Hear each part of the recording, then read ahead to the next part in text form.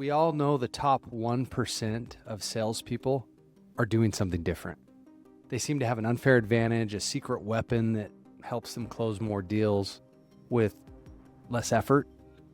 But here's the thing, that secret weapon has nothing to do with their sales script, their closing techniques, or even their experience, because the one real difference between them and everyone else is a deep, unwavering commitment to a daily process of self-improvement, and that's exactly what you'll learn about today. Hey everyone, Drew Norton here. I'm the Everyday Sales Leader. I've personally sold tens of millions of dollars in products and services, built and scaled large sales teams, and taught hundreds of people how to go from minimum wage to six-figure incomes in sales.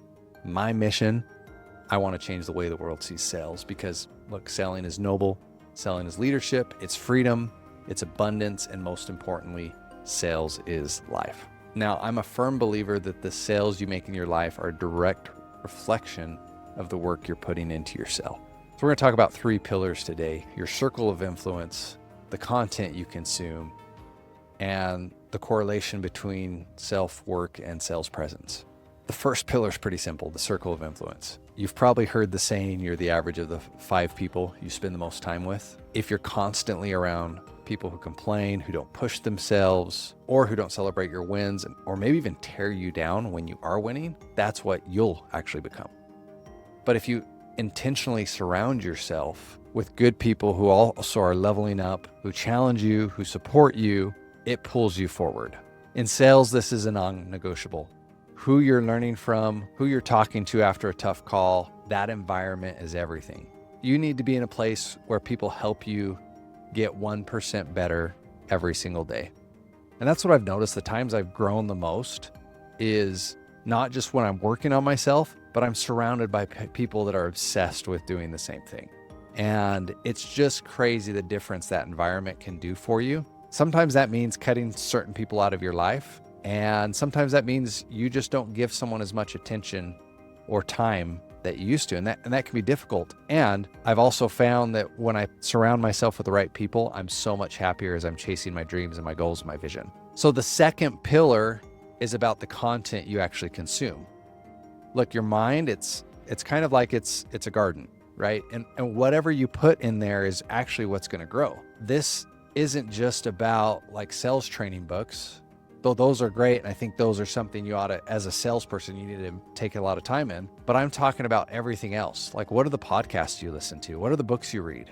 What are the audiobooks that fill your time when you're driving in the car? Are you actually consuming content that inspires you and teaches you and fills your mind with abundance? Or is it content that leaves you feeling drained and negative? When you fill your mind with the right stuff, you believe in yourself, and your ability to succeed actually skyrockets. It becomes a lot easier to show up powerfully when you know you have a head full of good information and a heart full of inspiration. I was talking with my business partner the other day. Both of us admitted how we've noticed we feel more down in the dumps when we spend too much time on social media. And a lot of the ways I connect with people are on social media. So it's kind of this double-edged sword of like, I want to message, I want to connect, I want to make connections with people. And it's very easy to spend my time, doom scrolling, so to speak, or spend my time just comparing myself to other people, and that's not healthy. And I found when I take the time to start my day reading a good book, when instead of watching Instagram Reels or YouTube Shorts, I'm actually listening to audiobooks or podcasts, like, it levels me up and it helps me achieve greater things because I'm focused on content that's talking about the things I want, and I'm filling my life with that. So pillar number 3, there's a direct correlation between the work you do on yourself and your sales presence. I've found my sales ability and my sales confidence is directly correlated with doing what I say I will do. So when I commit to going to the gym and I go, my confidence improves. When I commit to reading a book or reading from scripture and commit to the studying I want to do and I do it, my belief in my abilities improve. When you keep the promises you make to yourself, you build self-trust. And when you have self-trust, you show up in a sales conversation not as a nervous salesperson, but as a confident leader who has integrity. This isn't about like faking it till you make it. It's about making it because you've actually done the real work. One of my really good friends, we used to manage sales teams together. He would always say, Zach Sweetie, Zach Solar, if you're in the solar industry, follow him, lots of great content. He used to say that a sales job was just self-development disguised as a money-making opportunity. And I really love that, because you can't improve yourself and your ability and your life as a salesperson and not see success. And I want to give an example of that. I used to think I was just a good salesperson, that I worked hard, and that because I worked hard, that's why I had a lot of the success I did. I often discredited my own abilities, and really my superpower in sales has been my ability to debrief and constantly look at how I can improve. When I have a conversation that doesn't go my way, what could I have said different? What could I have done? I would call my sales manager. Here's what he said. Here's what I said. What should I change next time? What should I do different? Of trying different things and seeing how the customer responded, right? Trying different openers, different closing statements, and just seeing what happened when I did that, and experimenting and trying and tweaking. Like that's been my superpower. And what happened is I made a decision to kind of go all in sales a few years ago. And at the same time, I focused on getting better and improving myself more than I ever had.